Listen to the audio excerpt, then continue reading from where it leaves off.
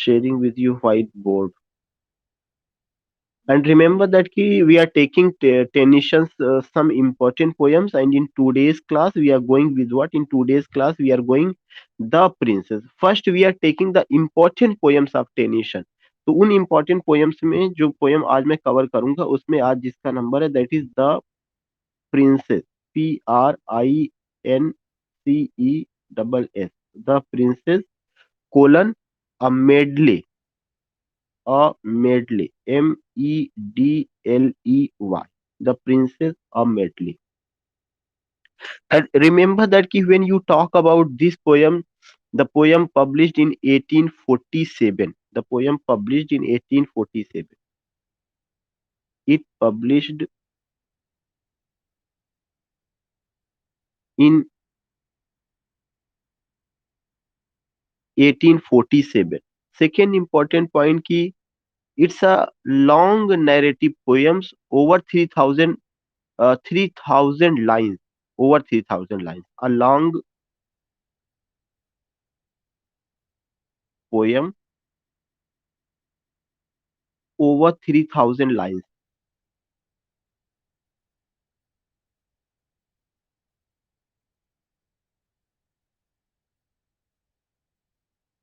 So 2 points you have to remember. The Princess, a medley, it published in 1847. Second important point, a long poem over 3000 lines. एक long poem है जो 3000 lines से ज्यादा उसमें use किया गया. Long poem over 3000 lines. Second point की next point, it is written in blank words. It is written in blank words. It is written in blank words. And in this poem you will find that Tennyson answers to the question of women's rights and women's sphere. मैंने आपको पहले भी बताया था कि ये जो poem है, इस पोयम में टेनिसन ने ये बताया है कि वुमेन्स का राइट क्या है और उनका क्षेत्र क्या होना चाहिए. क्योंकि विक्टोरियन एज भले भी से आप देखते हैं कि क्वीन विक्टोरिया रानी बन गई, लेकिन औरतों के प्रति जो नजरिया था, चाहे वह ईस्ट में रहा हो चाहे वह वेस्ट में रहा हो, वह बहुत अच्छा नहीं था.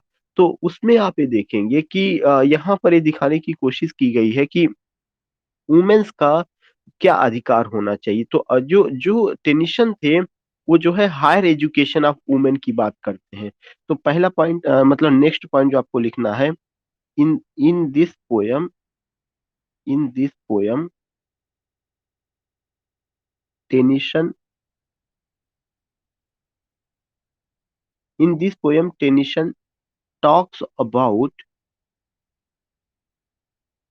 in this poem Tennyson talks about higher education for women. HIGHER, higher education, ATION, higher education for women. You will come to know कि इस पोयम में टेनिशन जो है किसके बारे में बात करते हैं, हायर एजुकेशन फॉर वुमेन के बारे में बात करते हैं. ये मैं पहले बताया था और मैं बार बार कह रहा हूँ कि this question is very important. This is why you find कि जो ये कहा जाता है कि जो विक्टोरियन एज था, it was the era of the new women. तो theme of the new women you find in this poem. What you find the theme of the new women. Next point I would like to write here कि you find what you find a key theme of the new woman. It deals with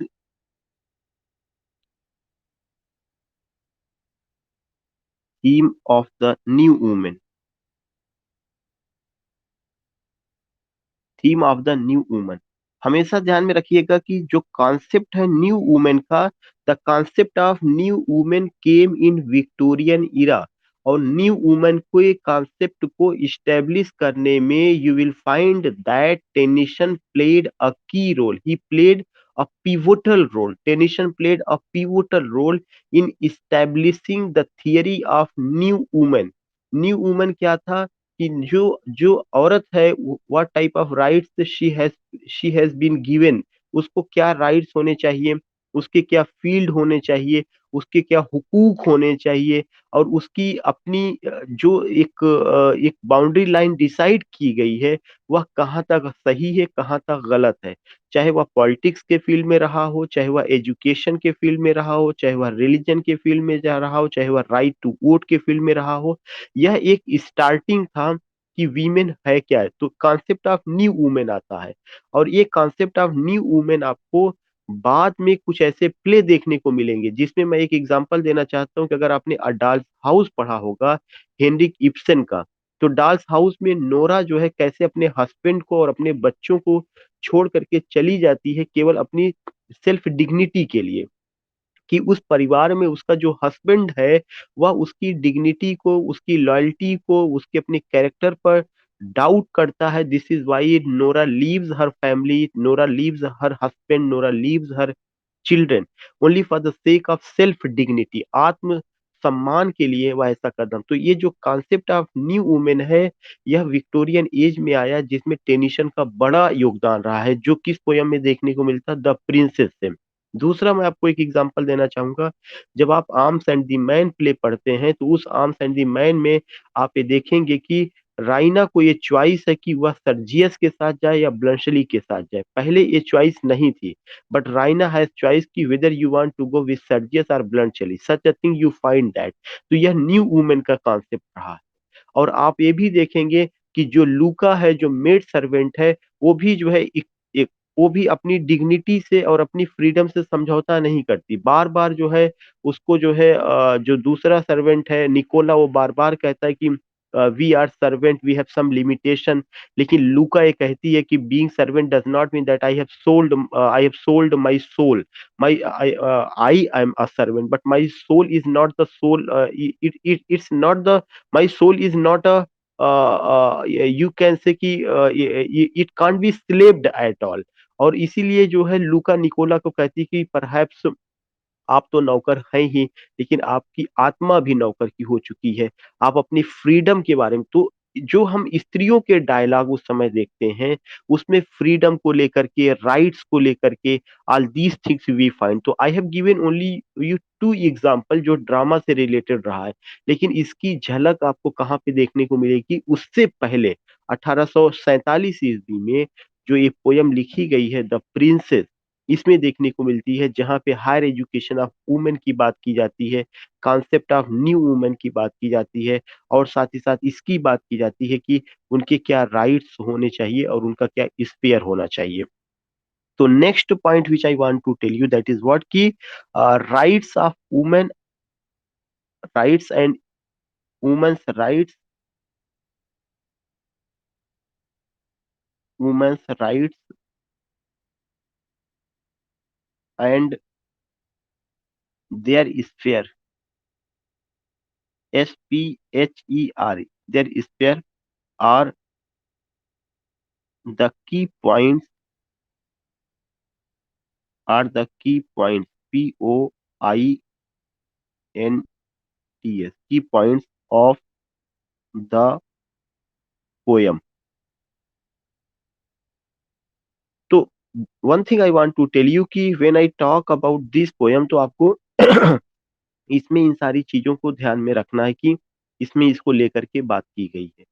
जो princess है, जो यह poem है the princess, इसमें एक prologue भी है और साथ ही साथ एंड कंक्लूजन भी है, जो उस मेन नैरेटिव जो उस थीम को बताता है राइट्स ऑफ वीमेन को लेकर के, क्यों कि कितना ज्यादा। और यह पोयम काफी उनकी सक्सेसफुल रही है, ठीक ठाक रही है। और अब टेनिसन ने इस पोयम को लेकर के अपने एक दोस्त को लेकर के उन्होंने लिखा था, I hate it and so will you. मतलब it deals with the theme of higher education for women. और उन्होंने इस चीज को लेकर के लिखा था कि Tennyson wrote to a friend saying I hate it and so will you. तो दिस थिंग वी फाइंड कि जो राइट्स वीमेन को लेकर के रहा है, उस पार्टिकुलर राइट्स को कैसे जो है दबाया गया, कैसे टेनिसन उसके खिलाफ आवाज उठाते हैं। तो वो अपने दोस्त से भी पूछते हैं कि मैं तो इस तरह की पॉलिसी को लाइक नहीं करता, क्या आप भी मेरे साथ हैं? तो टेनिसन एक तरह से अगर मैं ये कहूँ कि वह एक आवाज बन रहे थे, लोगों को जोड़ने का काम कर रहे थे। तो ये सारी चीजें हमें यहाँ पे देखने को मिलेगी। तो 2 और 3 पॉइंट्स मैं इसमें और ऐड करने की कोशिश करूंगा एक तो सबसे पहला पॉइंट कि जो पोयम है, इस पोयम में प्रोलॉग भी है, तो you can just write down next point कि it has prologue, PROLOG, it has prologue. जो पोयम है प्रोलॉग है, और इस प्रोलॉग में जो है आप ये देखेंगे कि उन्होंने कुछ उस थीम को काफी अच्छे ढंग से नैरेट किया हुआ है। तो the poem has prologue and a conclusion, conclusion,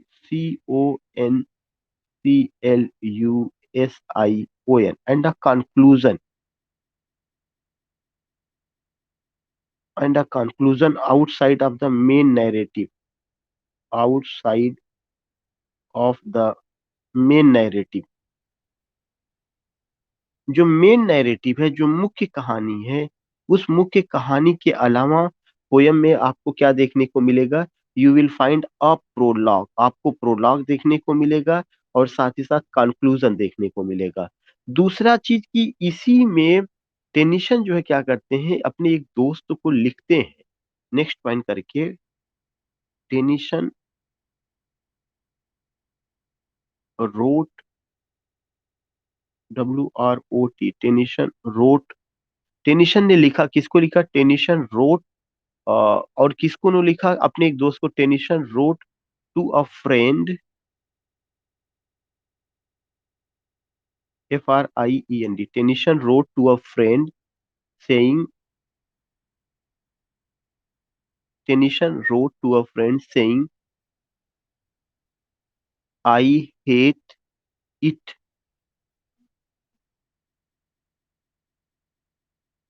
I hate it and so will you, and so will you. So remember that what I want to say, it has prologue and a conclusion outside of the main narrative.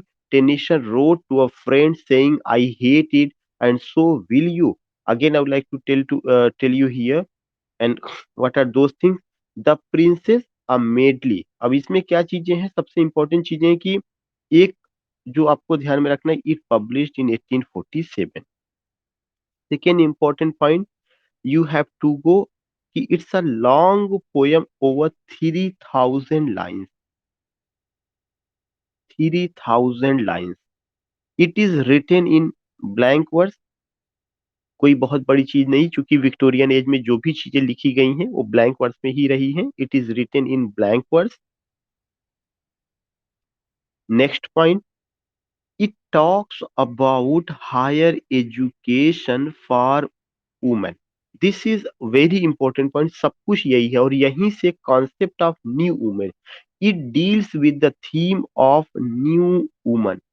It talks about higher education for women, it deals with theme of the new woman. Women's rights and their spheres are the what? Key point. This is the word key, KEY, key point। क्या चीज? Women's rights and their spheres। Women's का right क्या है और उनका क्षेत्र क्या होना चाहिए, are the key points of the poem. ये पोयम के की पॉइंट्स हैं।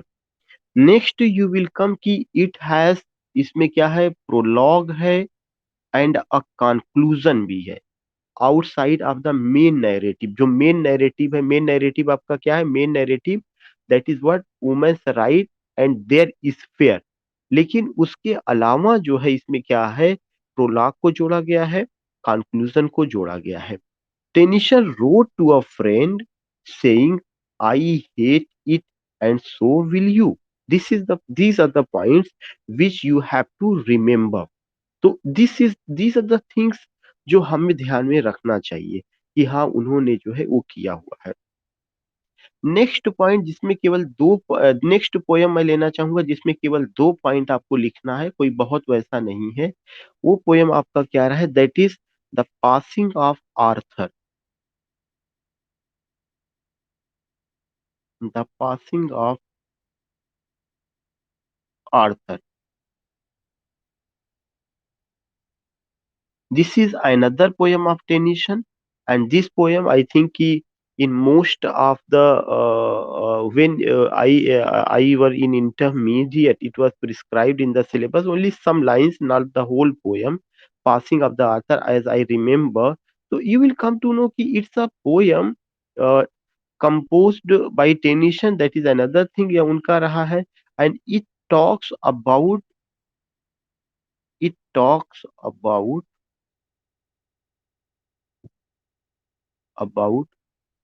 the great king, GREA, the great king, King Arthur.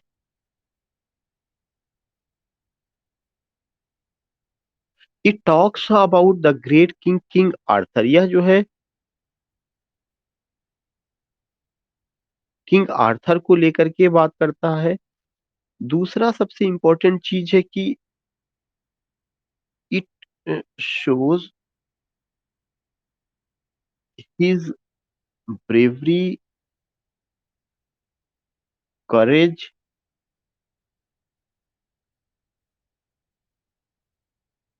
it shows his bravery, courage, boldness,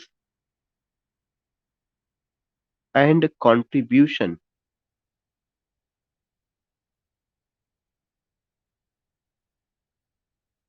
in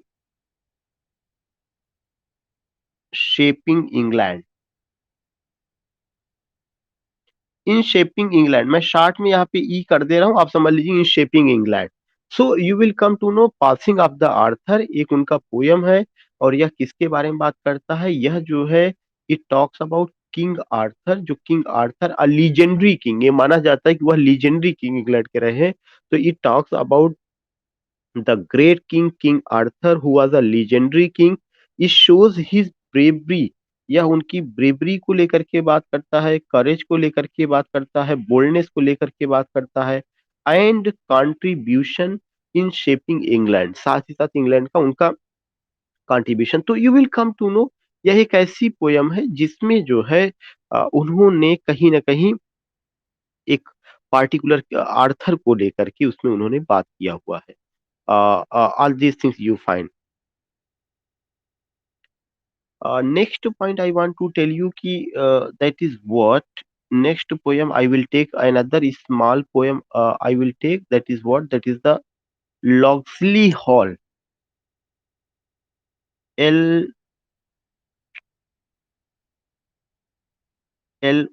Locksley, Locksley Hall.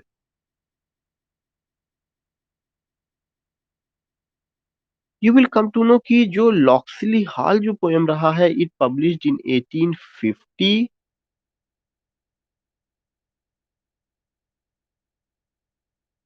It published in 1842.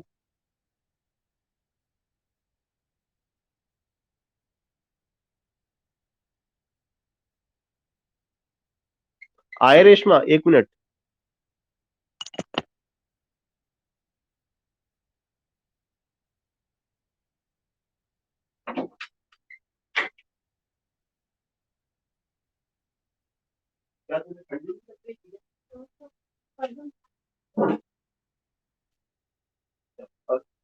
अभी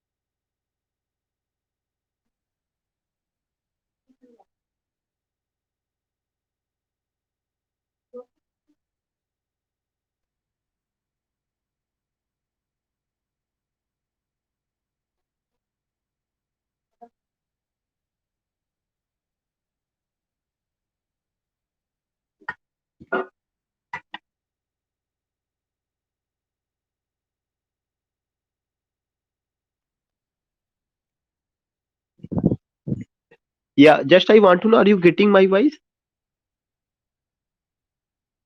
या okay okay. तो it published in 1842। ये जो है 1842 में जो है पब्लिश हुआ था। एंड सेकेंड इंपॉर्टेंट पॉइंट कि दिस पार्टिकुलर पोयम जो लॉक्सली हॉल जो पोयम रहा है, it's a dramatic monologue. Second important point,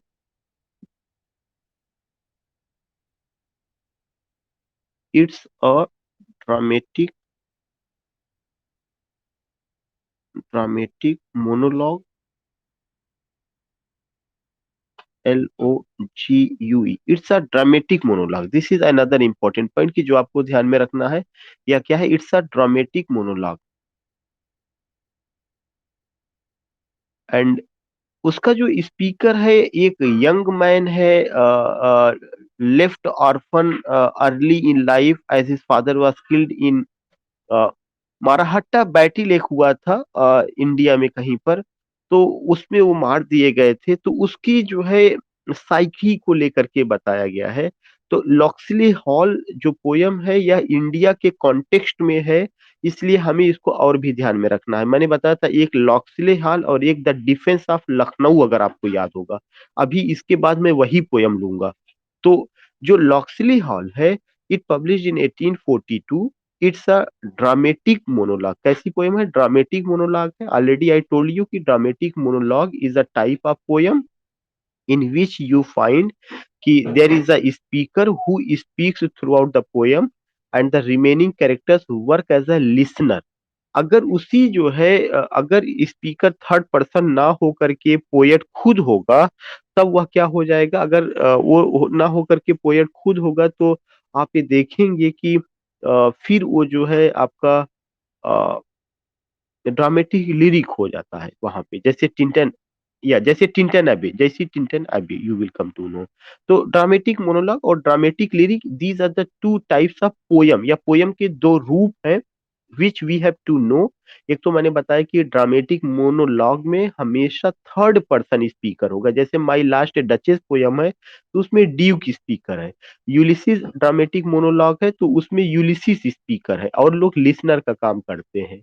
लेकिन टिंटन अवे जैसी पोयम या जॉन डन की कुछ ऐसी पोयम रही है जिसमें आप ये देखेंगे कि स्पीकर खुद पोयट हो जाता है। तो जब स्पीकर पोयट हो जाएगा और लोग लिसनर का काम करेंगे, तब वह क्या कहा जाता है? तब वह ड्रामेटिक लिरिक कहा जाता है। Then it is called what? Then it is called dramatic lyric. तो ये जो पोयम है ये ड्रामेटिक लिरिक ना होकर के बल्कि क्या है, it's not a dramatic lyric but dramatic monologue. And one thing I want to tell you कि when you go with this poem, जब आप इस पोयम को देखते हैं, जब आप इस पोयम को समझने की कोशिश करते हैं, तो I want to tell you कि देयर आर सर्टेन थिंग्स जो हमें जानना चाहिए। उन सर्टेन थिंग्स में एक चीज तो ये रहा है कि इसका जो रिलेशन है वह किससे है? इंडिया से है। इंडिया से क्यों है? Because that time India was the colony of the British empire या East India company, that was a commercial company in the very beginning, but it started to rule all over India. तो ये उसमें जब आई है वहां पे इसका जो स्पीकर है वो कौन है? Its speaker is a young man. उसका जो स्पीकर है वो कौन है? Young man. Its speaker is a young man left orphan early, left orphan early. Its speaker is a young man left orphan early in life,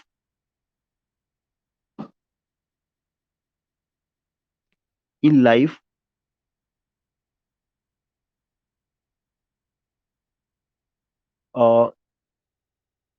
and you will come to know कि उसका जो speaker है वो एक तरह से young man है जो अपने जीवन में अर्ली लाइफ में ही अनाथ हो गया था। क्योंकि his father as his father जो उनके फादर हैं वो क्या थे? एज हिज फादर, उनके फादर कहीं ना कहीं वो क्या किए थे कि एक तरह से उनको मार दिया गया था। तो you will come to know कि as his father was killed, as his father was killed in Marahatta battle, MARA, Marahatta battle, BATTLE, Marahatta battle, somewhere in India, somewhere in India. You will come to know कि this thing happened. This thing happened कि his father was killed in Marahatta battle somewhere in India. So about Loxley Hall, you can go with this point, and what is that point? कि Marahatta battle somewhere in India, he was killed. That is the beauty of the poem कि it's a dramatic monologue. इसका जो speaker है young man है, left orphan early in life as his father was killed in Marahatta battle somewhere in India. I will repeat this poem again, but first I will take the defense of Lucknow. तो एक जो next poem मैं लूंगा उसका क्या नाम है? That is the defence of Lucknow, the DEFENC, the defence of Lucknow. ये पीजीटी में पूछा जा चुका है. आई थिंक कि 2009 में या जो भी रहा होगा ऐसे ही कोई था, उसमें आया हुआ था the defence of Lucknow. This the defense of Lucknow, it's another important poem. It published in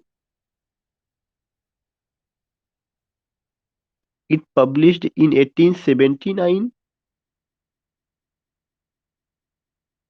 It published in 1879.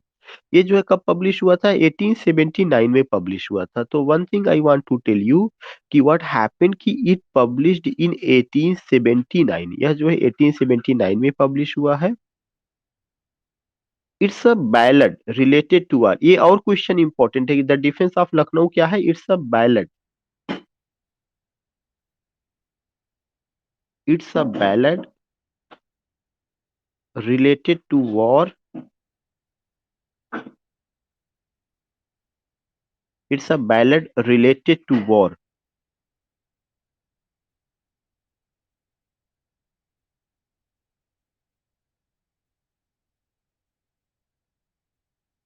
Next point कि it opens with the banner of England. It opens with the banner of England.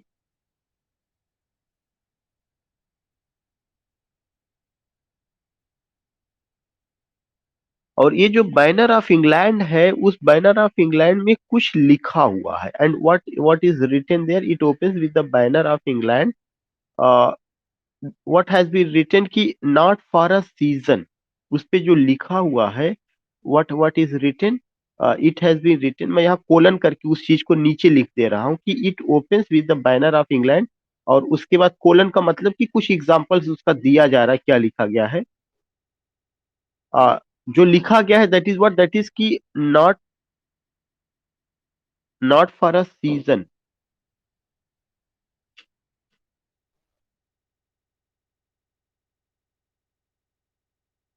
Not for a season. O banner of Britain.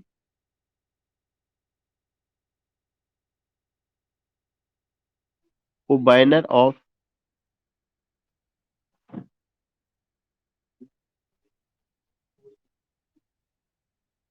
O banner of Britain.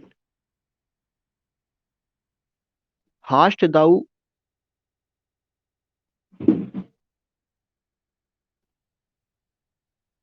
Hast thou floated, FLOTED, hast thou floated in conquering battle, in conquering battle,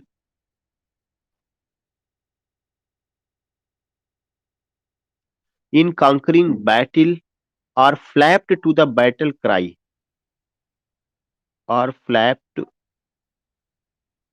to the battle cry.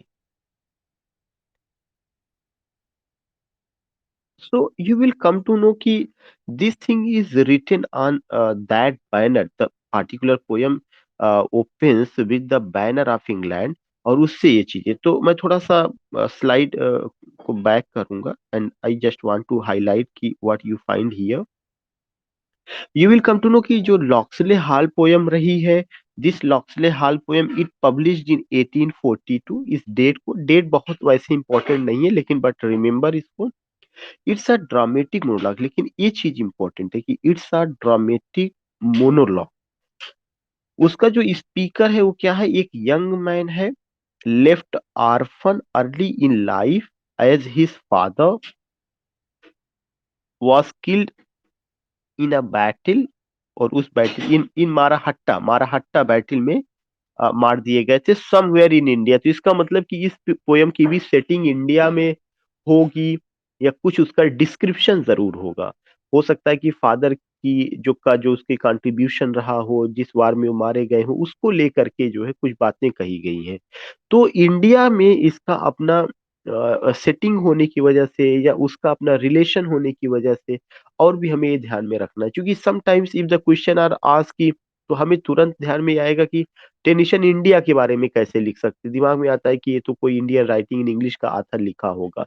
तो नहीं, आपको ये ध्यान में रखना है the defence of Lucknow उनका poem है जो इंडिया में सेटिंग को दर्शाता है। और इसके अलावा एक और पोयम अभी जो मैंने आपसे बात किया है लॉक्सले हाल जो है, वो उसको दिखाता है somewhere in India. The defence of Lucknow it's a very important, मैंने बताया कि कई बार पूछा जा चुका है, 1879 में पब्लिश हुआ। इट्स अ बैलेट, ये चीज बहुत इंपॉर्टेंट है। अगर पहला वाला ड्रामेटिक मोनोलॉग रहा है लॉक्सले हाल, तो ये आपका क्या है, बैलेट रहा है रिलेटेड टू वॉर। इसका भी रिलेशन किससे है, वॉर से है। It opens with the banner of England, banner of England. उसमें क्या लिखा है, नॉट फॉर अ सीजन। देखिए उसमें, इसमें जो है जो इंपीरियलिज्म है उसकी, उसका कॉन्सेप्ट नजर आता है, इंपीरियलिज्म। और इंपीरियलिज्म कैसे, नॉट फॉर अ सीजन। जो इंग्लैंड का बैनर है, ऐसा नहीं कि यह केवल एक सीजन के लिए लहरा रहा, वो बैनर ऑफ ब्रिटेन हास्ट दाऊ, या जो बैनर ऑफ ब्रिटेन है इसको पर्सोनिफाइड कर दिया गया, हास्ट दाऊ, तुम तो हमेशा के लिए, फ्लोटेड इन कांकरिंग बैटल, जितने भी युद्ध लड़े गए तुम उसमें जो है क्या किया, उसको जीता गया और उसमें तुम लहराए। और बैनर का लहराने का मतलब यह है कि इंपीरियलिज्म का बढ़ना, बैनर के लहराने का मतलब है ब्रिटिश बैनर का कि they are, how they are occupying the land, how they are conquering the land, and how they are colonizing the people. तो ये एक तरह का गर्व है, यह एक तरह का गर्व है उन लोगों को कि ब्रिटेन का बहना floated in the conquering battle और flapped to the battle cry, these things you find. So this is the point जो आपको ये ध्यान में रखना है कि ये बातें कहाँ पे कही गई हैं। ये बातें जो है द डिफेंस ऑफ लखनऊ में कही गई हैं। Now I will take another important poem, एक और पोयम को मैं उनका कवर करवाऊंगा। अभी कुछ मैं छोटी पोयम को लेकर के बात कर रहा हूँ, और इसमें से एक और पोयम जो मैं ले रहा हूँ दैट इज द टिथोनस। नेक्स्ट है टिथोनस। जो टिथोनस पोयम है, it's a dramatic monologue.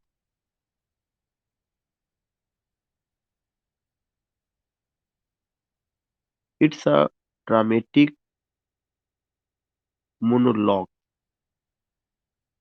It's a dramatic monologue written in 1833,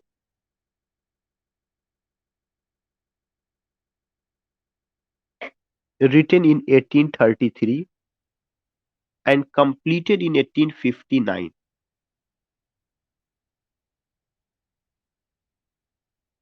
and completed in 1859.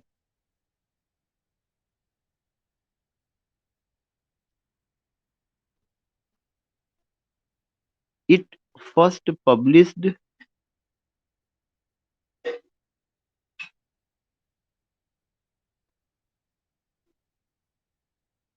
in 1860 in Cornhill magazine. This is 1860, 1860 in Cornhill magazine, CORN, Cornhill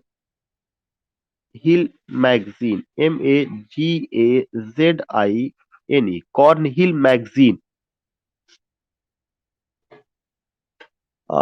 next point I want to tell you कि ये जो poem है इसमें classic myth को लिया गया है, और इस पोयम में ये एक तरह से जो है दिखाया गया है कि लव थीम को लेकर के दिखाया गया है।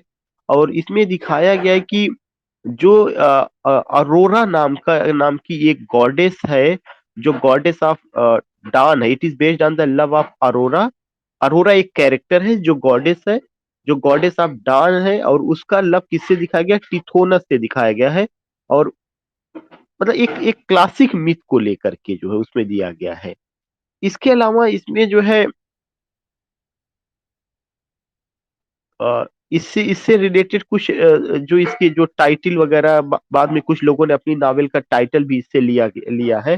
तो जो इंफॉर्मेशन आपको ध्यान में रखना है कि it first published in 1860 in corn hill magazine. Next point जो आपको ध्यान में रखना है कि it's a love poem. It's a love poem. It's a love poem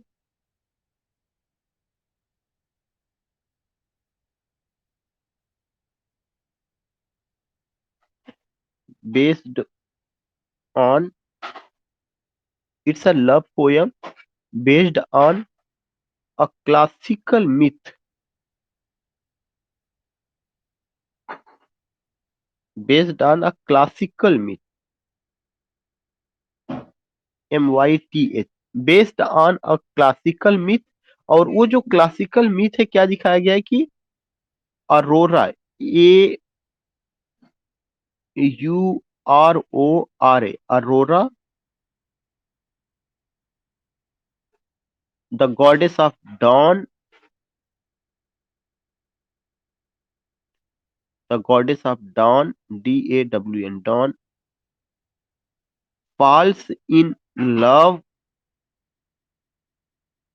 with, Aurora the goddess of dawn falls in love with किसके साथ, टिथोनस, जो एक मिथिकल कैरेक्टर है, टिथोनस। इसको दिखाया गया है।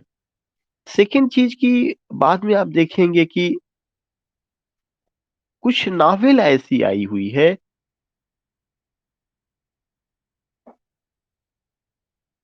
जो एक तो खास करके एल्डस हक्सली का,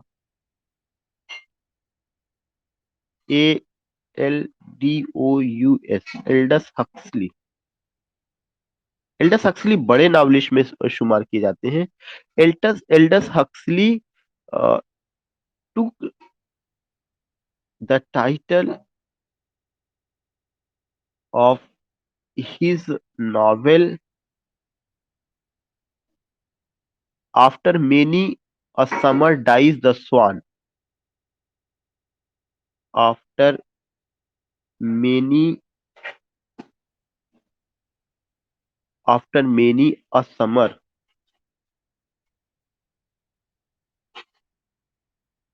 dies the swan, dies the swan from this poem, from this poem। So you will come to know कि कुछ चीजें जो है आपको यहाँ से ध्यान में रखना है। मैं स्लाइड को बैक कर रहा हूँ। आई थिंक कि मुझे यहीं से लेना था टिथोनस को लेकर के। You will come to know कि जो टिथोनस है, सबसे पहला पॉइंट कि इट्स अ ड्रामेटिक मोनोलॉग, जो आपको ध्यान में रखना पड़ेगा। 1833 से इसको लिखने की शुरुआत हुई है, 1859 में कंप्लीट हुआ है। ये 1833 1859 उतना इंपॉर्टेंट नहीं जितना कि ड्रामेटिक मोनोलॉग। और उसके बाद अगर कोई चीज इंपॉर्टेंट है, 1860 में ये कौन सी मैगजीन में आती, कॉर्न हिल मैगजीन में। उससे भी ज्यादा इंपॉर्टेंट क्या है कि it's a love poem based on classical myth. I would like to highlight it, based on classical myth. और उस क्लासिकल मिथ में अरोरा नाम की एक गॉडेस है, और यह गॉडेस क्या है, गॉडेस ऑफ डॉन है। That falls in love with whom, that falls in love with Tithonus. इसका मतलब टिथोनस भी एक कैरेक्टर है यह मिथिकल कैरेक्टर है, that particular thing you have to remember. और उसके साथ जो है कौन जो है फॉल्स इन लव होता है गॉडेस ऑफ डान जिसका नाम अरोरा है। उस लव अफेयर को लेकर के यहाँ पे बात की गई है। बाद में ये देखने को मिला कि जो बड़े नावलिस्टों में से कुछ नावलिस्ट हैं जिसमें एक एल्डस हक्सली है, उन्होंने अपनी नावल की टाइटल, जिसका नावल का टाइटल क्या है, after many a summer dies, after many a summer dies the swan from this poem, after many a summer dies the swan from this poem. Reshma बहुत तुम शोर मचा रहे हो।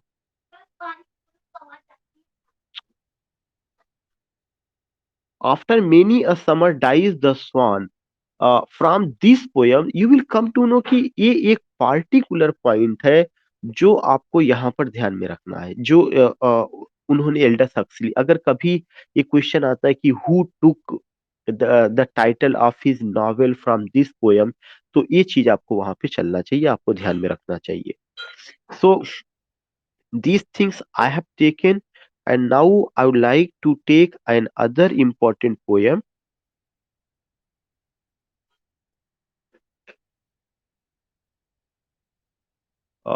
That is what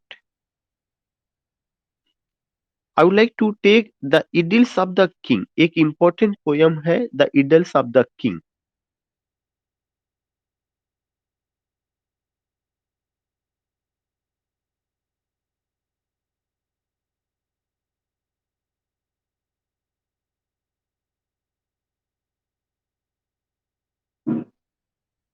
The Idylls of the King. This it came in 1859. About this poem you will come to know कि this poem इसमें बहुत सारे, the idylls of the king में 12 पोएम्स है। कितनी पोएम्स है? It contains 12 poems. सबसे पहला पॉइंट की इट कंटेन्स 12 पोएम्स। रेशमा उसमें इट कंटेन्स 12 पोएम्स। ब्रेड निकाल दे, ब्रेड गरम कर देना थोड़ा सा। It contains 12 poems. इसमें जो पोएम है कितना पोएम है, दैट इज व्हाट की 12 पोएम्स है। So you will come to know कि ये जो पोएम है in what way that poem is important, so many you will get here. उसमें पासिंग ऑफ द आर्थर जो है इसी का एक हिस्सा रहा है। तो ये जो 12 पोएम्स है आई थिंक कि you have to note down. उनमें से जो सबसे पहला पोयम है that is the coming of Arthur.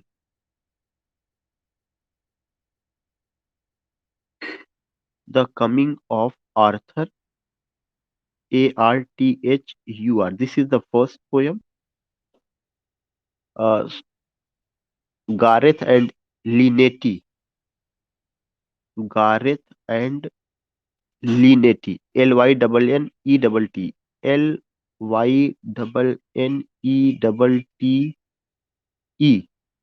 Third is the marriage of Geraint, the marriage of Geraint, GERAINT, GERAINT। Fourth is fourth is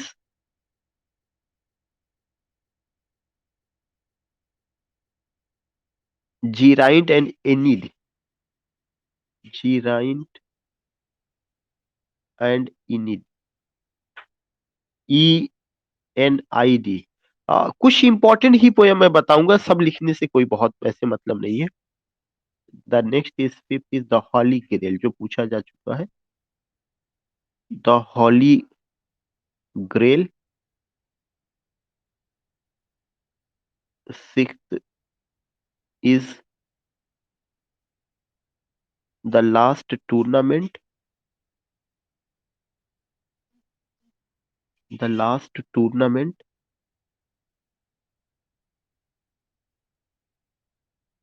now seventh is the passing of Arthur. The passing of Arthur. So you will come to know या you will find this thing कि ये चीजें आपको देखने को मिलेंगी कि इस तरह की पोयम उसमें रही है. एक और पोयम आप लिख लीजिएगा, that is the eighth is Guinevere. GUINE,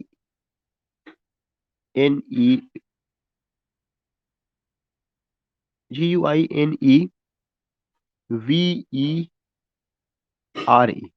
you will get this point कि ये भी एक चीज वहां पे रहा, Guinevere. So what I want to say, what I want to tell you, you will find these things या you will find these poems कि ये किसका हिस्सा रहा है. पासिंग ऑफ द आर्थर का हिस्सा, sorry, the idylls of the king का रहा है. और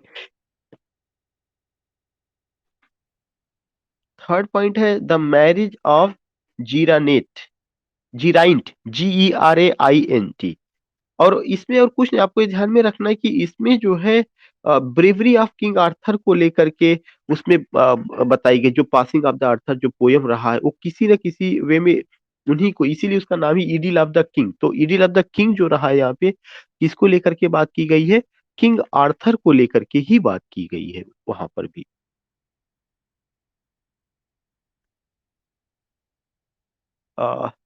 just I want to know कि what is the time by your watch.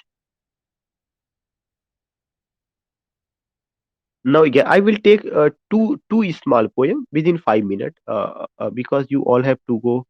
आपको सारे लोगों को अपना अपना ड्यूटी पे जाना है.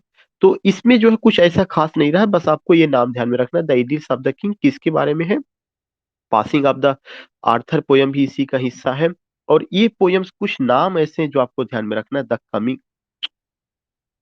द कमिंग ऑफ आर्थर, ये सब उसी से. और जिनको मैं हाईलाइट कर रहा हूँ वो सब चीजें. And the second, if I tell you या if I say the holy grail, the holy grail, the last tournament, the passage of Arthur, and the next the passage of Arthur. These are the things, sorry, the passing of Arthur. So these things you have to take. I will take only two small poem. एक तो I think कि I have taken this, and the next poem जो एक और dramatic monologue है, I have to take that. That is Tiresias. काफी famous रहा Tiresias. TIRESIAS, Tiresias. You will come to know कि जो ये Tiresias है, it's a dramatic monologue.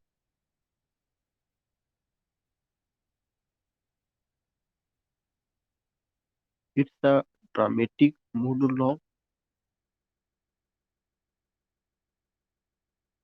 Number one, written in blank verse, written in blank verse, written in blank verse, which is dedicated to Fitzgerald, which is dedicated to Fitzgerald. ये चीज पूछा जा चुका है, FITZERALD, which is dedicated to Fitzgerald.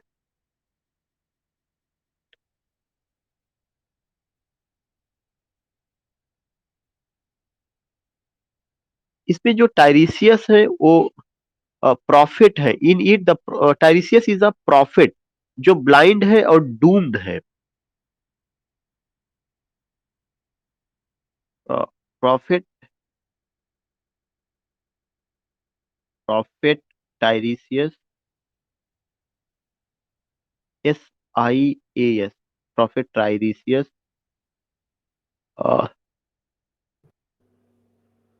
Profit टाइरिसियस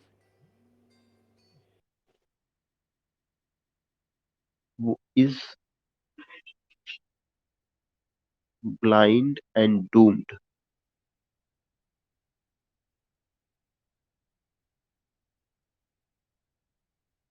So this particular poem I want to tell you, highlight here कि this is Tiresias, a very important poem. It's in a dramatic monologue form.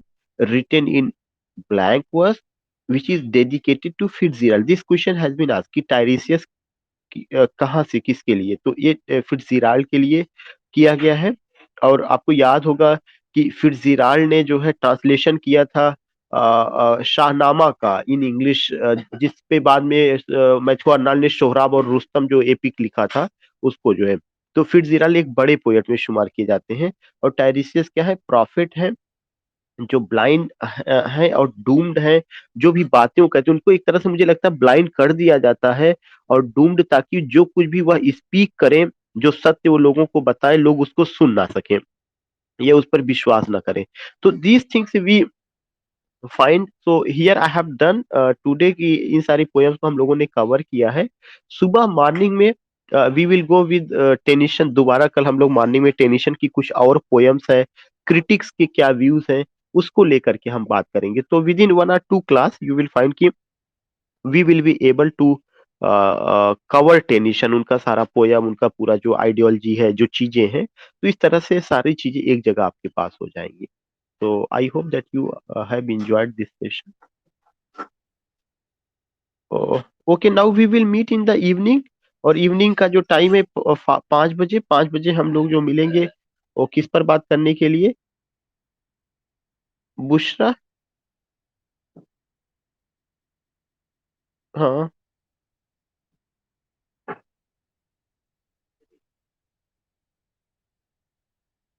हाँ।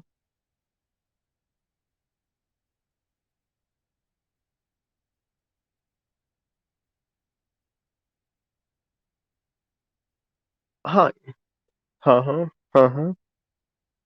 हाँ, when you talk about कि in the in the regime of, in the empire का मतलब इन the regime, कि किस king के regime में हुआ था, तो वो जो किंग का रिजीम था वो देखना पड़ेगा। क्योंकि when we talk about history of English literature we remember only those kings and queens जो कि उस समय के, जिनके नाम पे किसी एज का टाइटल आया हुआ हो। जैसे अगर कोई क्वीन विक्टोरिया थी तो वो 1837 में आई है, लेकिन जो बिल पास हुआ था वो 1832 में पास हुआ था। तो उस समय के जो किंग थे उसको देखना पड़ेगा। मुझे तुम ऑप्शन भेज देना, I will tell you, I will tell you. Okay. हाँ। हाँ। हाँ। ठीक है, ठीक है, I will check, I will check. I think Juveria madam was asking something, या समथिंग समवन वाज आस्किंग। जी।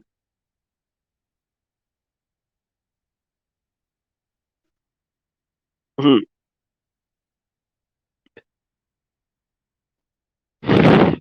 हाँ, केवल समरी कवर करना है, या समरी कवर करना है मैडम, और वो भी उनकी समरी नहीं कवर करना है। केवल आपको 10 प्ले की समरी कवर करना है, 10 या 11, उससे ज्यादा नहीं जाना है। मैंने वो बताया था कि उन 10 प्ले में चार उनकी जो ट्रेजिडीज हैं, चार ट्रेजिडीज में Hamlet, Macbeth, King Lear, Othello, और तीन तीन उनकी कॉमेडी है जिसमें एज यू लाइक इट है, और इसके अलावा ट्वेल्थ नाइट है, और एक उनका रोमांस है। तो 4 3 7 हो गया रोमांस में, द टेम्पेस्ट। और इसके अलावा मैंने ये बताया था कि एक और चीज मैंने जो बताया था उसमें ये मैंने बताया था कि उनकी कुछ रोमन प्लेस हैं जो लव ट्रेजिडीज हैं। उसमें जो लव ट्रेजिडीज में है, जिसमें एक आपका एंटनी और क्लियोपैट्रा है, और रोमियो और जूलियट है, और एक प्ले मैंने कहा था द मर्चेंट ऑफ वेनिस। आपको जब भी समरी पढ़ना है तो 10 प्ले, यही 10 का ही पढ़ना है, 10 से आगे मुझे नहीं लगता जाने की जरूरत है। जानकारी आप सबकी रख लीजिए, कुछ ना कुछ जानकारी you have to keep in your mind, जो इन्फॉर्मेशन है। But when you talk about important lines, when you talk about character, theme और सेटिंग, तो इसी 10 प्ले में ज्यादातर चीजें पूछी जाती हैं। और जो चीजें नहीं पूछ, हाँ, नहीं, उनकी पोयम्स में सानेट तो उन्होंने 154 लिखा, 154 तो पढ़ा नहीं जा सकता है, लेकिन वो सॉनेट जो यूजी लेवल पे, whether it is prescribed in syllabus, चाहे यूपी की यूनिवर्सिटीज हो या किसी सेंट्रल यूनिवर्सिटीज हो, उसमें ज्यादातर 2 3 सॉनेट रहा है। एक तो let me not to the marriage of true minds वाला रहा है, ट्रू लव, और एक दो जो है और भी सॉनेट्स रहे हैं उनकी जो है, उनको आप केवल देख लीजिए, बाकी और की जरूरत नहीं है। जी, जी, जी रिंकू जी।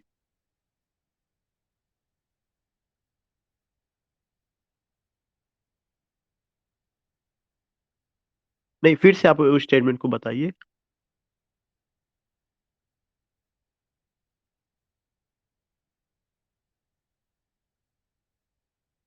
देखिए, सबसे बड़ा चीज़ है कि the women is so hard upon women. अगर आप देखेंगे तो अपने यहाँ एक कहावत कही गई है कि एक औरत ही एक औरत की दुश्मन है। अगर अगर आप ये देखेंगे तो उसमें जो है, जो एक जो देखिए होता क्या है कि अगर हम जब जो पोयम है 3000 लाइन में है, सबसे पहला चीज़। और 3000 लाइन की पोयम जो है ना तो सिलेबस में प्रिस्क्राइब्ड है कहीं पर, ना ना तो आपने पढ़ा होगा 3000 लाइन का पोयम, ना हमने पढ़ा होगा, ना और किसी ने। तो जब किसी लाइन को हम ये पूछते हैं कि ये किस लाइट में कही गई है, तो उसका एक्सप्लेनेशन जो है, जो ऊपर की ओर लाइनें हैं, जो नीचे की ओर लाइनें हैं, उसके कॉन्टेक्स्ट में जब तक आप या हम नहीं जाते हैं, तब तक उसको सही से एक्सप्लेन नहीं किया जा सकता है। हाँ, उसकी समरी, उसका सेंस इतना ही हम लोग जिस्ट निकाल सकते हैं। अब देखिए पैराडाइज लास्ट जो है केवल बुक 12 में है, हर जगह केवल बुक फर्स्ट प्रिस्क्राइब्ड है, जो 800 या 900 लाइन में है। वही आदमी पूरा नहीं पढ़ता, 100, 200, 150, 250 लाइन अकेले पढ़ता है।